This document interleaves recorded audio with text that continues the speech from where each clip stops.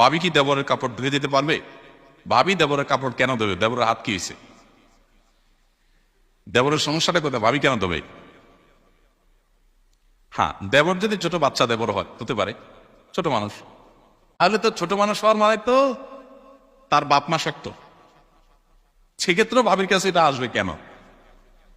আসতে পারে ভাবি তার ছোট দেবরকে তার কাজ করে দিল, মানে শ্বশুর শাশুড়ির কাজ আগায় দিল, আলহামদুলিল্লাহ, এটা প্রশংসনীয়, এটা করলে তিনি সব পাবেন।